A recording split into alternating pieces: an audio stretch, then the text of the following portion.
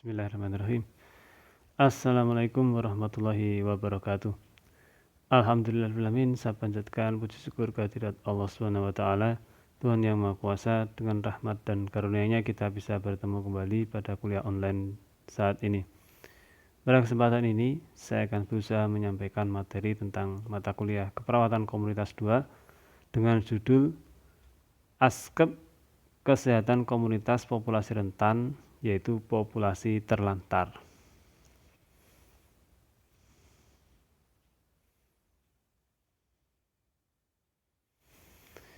Pada penyusunan proses asuhan keperawatan komunitas itu bisa kita lakukan dengan melakukan langkah-langkah berikut ini ya.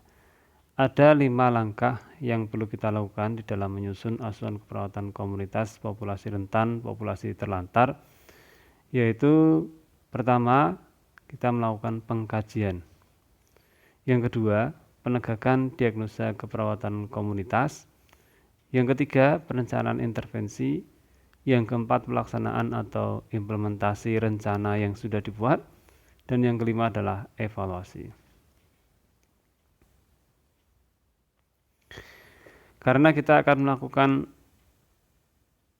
askep pada populasi rentan, yaitu populasi terlantar, maka kita perlu tahu definisi dari populasi terlantar. Definisinya yaitu populasi yang terdiri dari individu, dalam hal ini anak, yang mengalami perlakuan salah dan ditelantarkan oleh orang tua atau keluarganya, atau anak kehilangan hak asuh dari orang tua atau keluarga dengan kriteria: 1. Berasal dari keluarga fakir miskin. Fakir miskin itu bisa dikatakan mempunyai pekerjaan tapi tidak bisa mencukupi kebutuhan hidupnya. Kemudian yang kedua, anak yang dilalaikan oleh orang tuanya. Kemudian kriteria yang ketiga, anak yang tidak terpenuhi kebutuhan dasarnya, ya, kebutuhan sehari-hari, kebutuhan makan, minum, berpakaian, tidak terpenuhi. Ini adalah definisi dari Peraturan Menteri Sosial RI Nomor 8 Tahun 2012 tentang pedoman pendataan dan pengelolaan data penyandang masalah kesejahteraan sosial dan potensi dan sumber kesejahteraan sosial. Jadi definisi ini perlu kita ketahui. Berikutnya proses asuhan keperawatan, kita perlu melakukan langkah yang pertama yaitu pengkajian pada populasi rentan, populasi terlantar, meliputi aspek yang perlu dikaji, yaitu 1. Data inti atau community core, bisa tentang sejarah komunitas, data demografi, statistik vital atau angka kelahiran dan kematian, sistem nilai, genogram atau silsilah keturunan.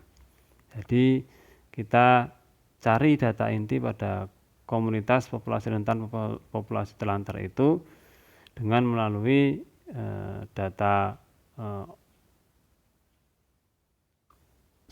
sekunder atau data primer ya. Data sekunder itu adalah data tentang catatan-catatan yang sudah ada.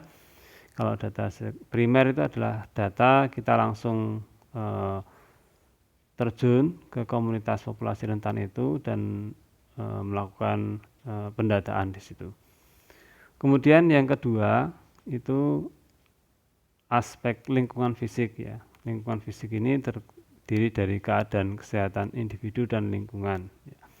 Bisa kesehatan secara fisik tiap individu komunitas populasi terlantar tadi, bisa lingkungan sekitar ya.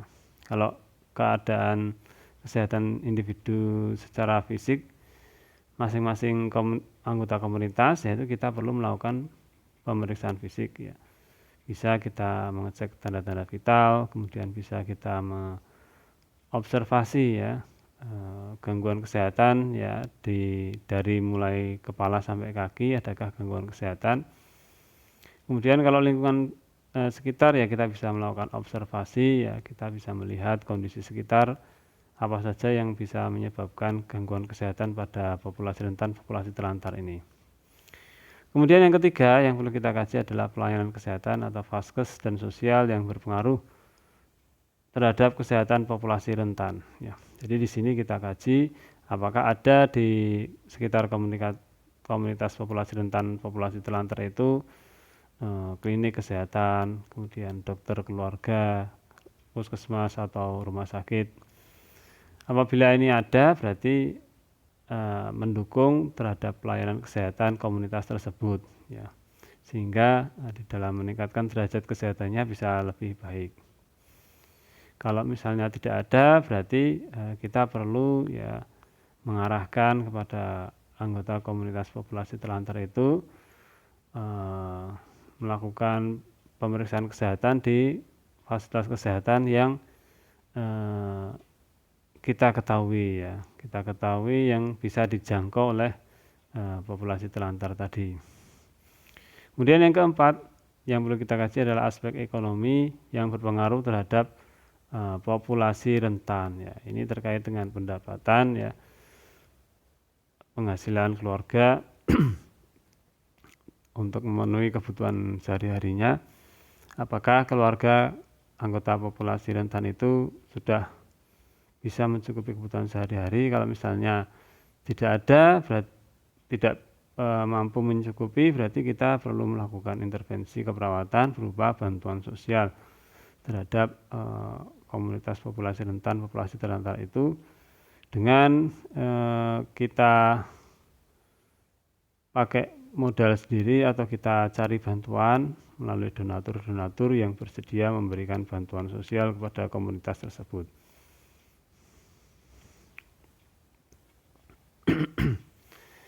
Yang kelima yang perlu kita kaji adalah aspek keamanan dan transportasi yang mendukung terhadap pengelolaan kesehatan populasi rentan.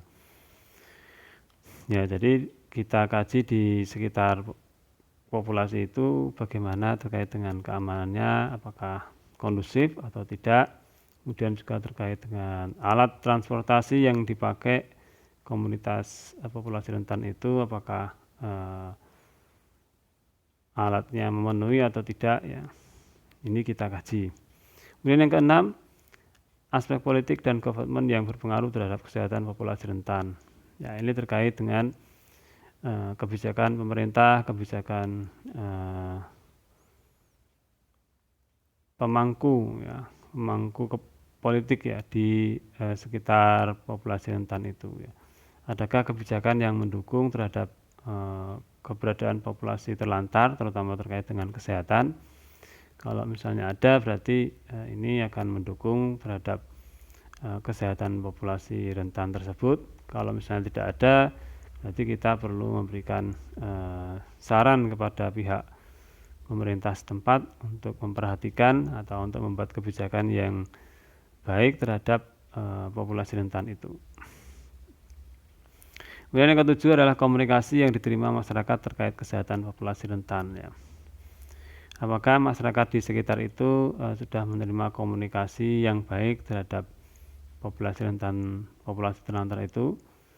Kalau sudah menerima komunikasi yang baik, artinya masyarakat bersedia membantu, ya.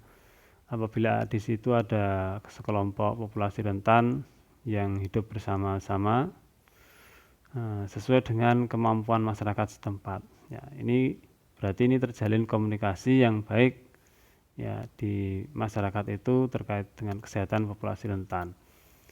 Kalau misalnya belum ada, ya berarti kita perlu mensosialisasikan kepada masyarakat sekitar bahwa populasi rentan itu, ya, perlu dibantu sesuai dengan kemampuan masing-masing supaya di wilayah itu terjadi peningkatan derajat kesehatan, ya, termasuk derajat kesehatan populasi rentan. Yang kedelapan adalah aspek pendidikan, bisa meliputi status pendidikan, fasilitas pendidikan di komunitas, ya. Apakah komunitas populasi terlantar itu, ya, mempunyai pendidikan yang sesuai untuk bekal hidupnya, ataukah di situ ada fasilitas pendidikan yang mendukung terkait dengan kehidupan populasi rentan itu. Kalau misalnya di situ ada fasilitas, berarti ini akan mendukung pendidikan komunitas populasi terlantar untuk melakukan kehidupan sehari-harinya. Jadi pendidikan ini juga penting terkait dengan kehidupan sehari-harinya. Kemudian yang ke-9, kita perlu mengkaji tentang rekreasi yang dilakukan di masyarakat komunitas itu. Apakah masyarakat populasi terlantar itu sering melakukan rekreasi atau tidak. Kalau misalnya tidak sering melakukan rekreasi, ya karena kurang sarana dan prasarana, maka kita perlu membuat sebuah kegiatan yang di situ tujuannya untuk menggantikan rekreasi, supaya komunitas populasi terlantar itu bisa bahagia, bisa hidup dengan senang dan tidak terjadi gangguan kesehatan. Kita lakukan sesuai dengan kemampuan kita dan sarana prasarana yang ada. Itu adalah 9 aspek yang perlu dikaji di dalam populasi rentan, populasi terlantar. Berikut ini adalah gambaran roda pengkajian yang menggambarkan aspek-aspek yang perlu dikaji tadi. Bisa meliputi aspek lingkungan, pendidikan, keamanan dan transportasi, politik dan pemerintahan, pelayanan kesehatan sosial, komunikasi, ekonomi, rekreasi. Ini perlu dikaji di dalam komunitas populasi rentan. Berikut ini masih terkait dengan gambaran roda pengkajian dan kegiatan selanjutnya. Setelah melakukan pengkajian, nanti akan dianalisa data hasil pengkajian, kemudian ditentukan masalah kesehatan yang ada, kemudian ditentukan diagnosa keperawatan komunitas terkait dengan masalah yang ada itu, kemudian direncanakan tindakan intervensi keperawatan sesuai dengan kemampuan perawat dan kemampuan masyarakat setempat. Kemudian dilakukan intervensi dari rencana yang sudah dibuat itu, atau diimplementasikan rencana yang sudah dibuat itu. Bisa implementasi itu berupa pencegahan primer, yaitu pencegahan sebelum terjadinya gangguan kesehatan, atau pencegahan sekunder, yaitu misalnya deteksi dini, juga pencegahan tersier, misalnya sistem rujukan yang ada di komunitas itu. Kemudian setelah dilakukan tindakan, maka kita perlu melakukan evaluasi apakah tindakan kita itu berhasil mengatasi masalah atau belum. Kalau misalnya belum berhasil mengatasi masalah, berarti kita perlu merencanakan tindakan lanjutan atau melakukan planning tindakan lanjutan. Nah, kemudian kita akan belajar terkait dengan teknik pengumpulan data di dalam pengkajian komunitas populasi terlantar. Itu ada beberapa, yaitu dengan teknik Windsurvey survey atau pengamatan langsung ke masyarakat melalui berkeliling wilayah sekitar dengan menggunakan semua panca indera kita, sehingga kita dapatkan data-data yang akurat untuk ditentukan masalah kesehatannya. Kemudian kita bisa melakukan dengan cara hasil wawancara, yaitu kita melakukan tanya jawab kepada sampel sebagian dari komunitas populasi terlantar itu terkait dengan kondisi kesehatannya. Kemudian juga kita bisa melakukan teknik pengumpulan data dengan menyebar kuesioner atau angket yang berisi pertanyaan secara tertulis terkait masalah kesehatan yang dialami oleh komunitas populasi rentan, populasi terlantar di wilayah itu. Kemudian juga teknik selanjutnya adalah dengan data sekunder. Bisa kita melihat data statistik, laporan puskesmas di komunitas itu, atau juga laporan pemerintah melalui kelurahan dan lain-lain. Ini adalah beberapa teknik pengumpulan data yang bisa kita lakukan untuk melakukan pengkajian. Kemudian untuk komponen pengkajian fisik dan sumber data ya, ini ada beberapa komponen, yaitu yang pertama bisa inspeksi ya. Inspeksi itu sumber datanya bisa melalui semua indera kita, atau melalui alat-alat yang ada, atau kita bisa melakukan survei yaitu keliling lokasi yang ada untuk melihat masyarakatnya, untuk melihat lingkungannya. Kemudian komponen berikutnya auskultasi, untuk mendengarkan ya, pemeriksaan mendengarkan misalnya kondisi fisik atau tubuh ya anggota populasi rentan populasi terlantar itu, misalnya bising usus, kemudian suara nafas. Nah, ini kita perlu menggunakan alat stetoskop. Atau kalau secara umum, secara komunitas, kita bisa mendengar aspirasi yang berkembang di komunitas populasi rentan itu. Kemudian komponen berikutnya adalah tanda vital ya. Kita melakukan pengecekan tanda vital ya, tensi, suhu, respirasi, nadi dengan memakai alat-alat termometer, sphygmomanometer, atau juga kita bisa mengobservasi iklim ya di lingkungan sekitar, tanah, alam, dan aktivitas ya masyarakat sekitar. Kemudian komponen pemeriksaan sistem ya, ini atau pemeriksaan fisik dilakukan kepada individu komunitas populasi terlantar itu ya, kita melakukan pemeriksaan dari kepala sampai kaki, head to toe ya, atau kita bisa mengobservasi sistem sosial yang ada di komunitas itu, misalnya apakah ada kegiatan bisnis atau bagaimana sistem peribadatan, kemudian keberadaan perumahan dan tempat yang sering dikunjungi masyarakat. Kemudian yang berikutnya komponen pemeriksaan laboratorium, bisa kita melakukan pengecekan tes darah, foto ronsen ya, ini perlu kerjasama dengan ahli laboratorium ya. Atau kalau di komunitas secara umum kita bisa melihat almanak ya, data sensus komunitas itu, kemudian kajian dan survei yang sudah pernah dilakukan di komunitas itu.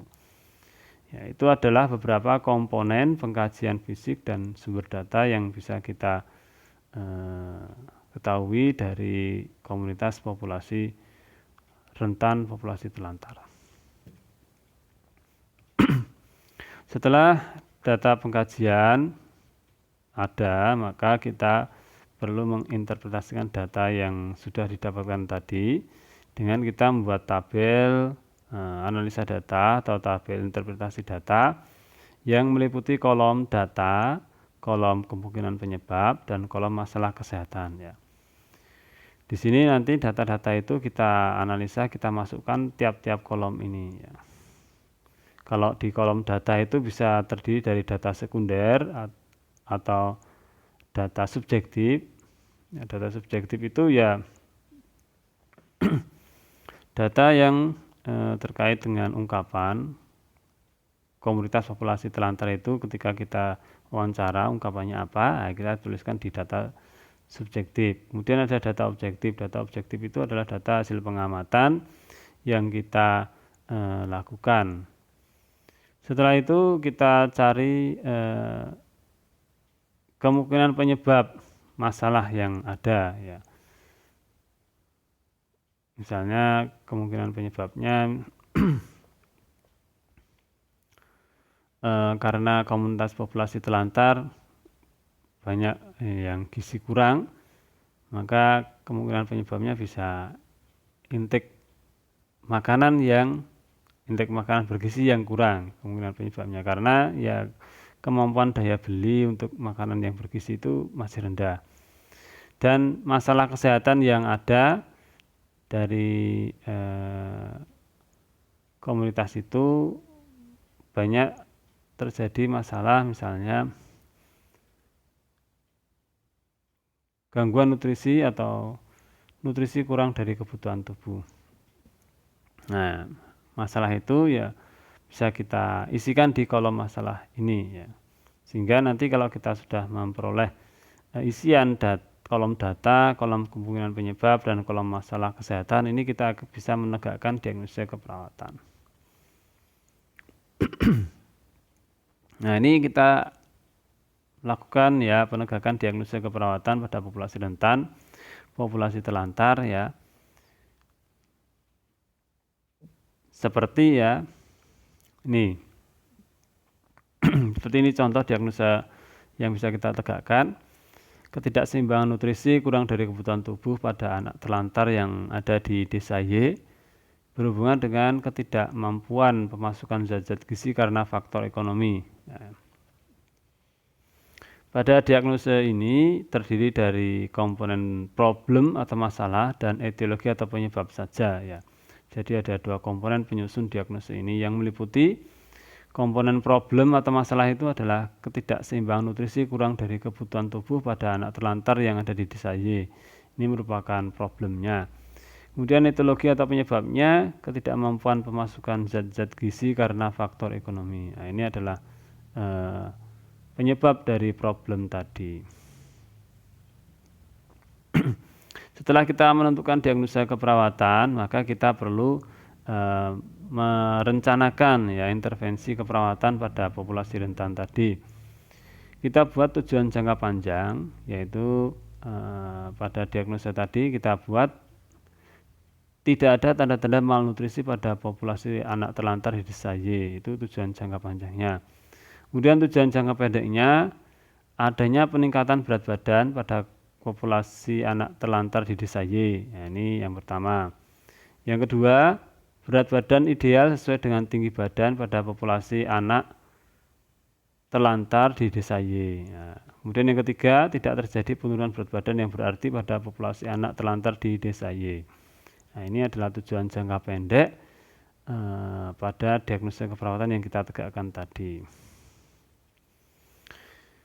Setelah membuat tujuan, kita membuat rencana intervensi atau rencana tindakannya ya. Dari diagnosa keperawatan yang kita tegakkan tadi itu ya ada beberapa rencana yang bisa kita buat ya untuk mengatasi masalah yang ada. Yang pertama, kerjasama dengan tim kesehatan puskesmas, kader kesehatan di desa Y dan pihak yang mengurusi masalah anak terlantar. Nah, ini karena intervensi komunitas itu adalah intervensi secara berkelompok atau berkolaborasi, maka kita perlu kerjasama dengan tim kesehatan di puskesmas setempat ya. Kemudian yang kedua, manajemen nutrisi ya. Manajemen nutrisi itu pengaturan nutrisi dengan cara yang pertama, kaji adanya alergi makanan. Kemudian yang kedua, kolaborasi dengan ahli gizi untuk menentukan jumlah kalori dan nutrisi yang dibutuhkan klien atau populasi telantar tadi. Yang ketiga, berikan makanan sehat dan terpilih. 4, berikan informasi tentang kebutuhan nutrisi. Kemudian yang kelima, kaji kemampuan klien untuk mendapatkan nutrisi yang dibutuhkan. Nah, ini terkait dengan manajemen nutrisi yang bisa kita lakukan. Kemudian rencana intervensi berikutnya yang ketiga itu monitoring nutrisi ya. Monitoring nutrisi bisa meliputi cara A. Monitor berat badan, tinggi badan, turgor kulit, tipe dan jumlah aktivitas yang dilakukan di dan lingkungan klien ya, lingkungan populasi telantar tadi. Ya, kita monitor hal-hal ini. Kemudian yang B, monitor adanya mual muntah yang sering terjadi pada komunitas populasi telantar itu. Kemudian rencana intervensi yang keempat adalah bantuan sosial ya. Apabila komunitas populasi telantar tadi tidak bisa memenuhi kebutuhan pokoknya, maka kita perlu melakukan bantuan sosial berupa pembagian bahan makanan pokok yang diperlukan untuk peningkatan status nutrisi ya. Karena masalah yang ada di komunitas itu adalah nutrisi kurang, nah, maka kita perlu bantuan makanan pokok ya untuk meningkatkan status nutrisi.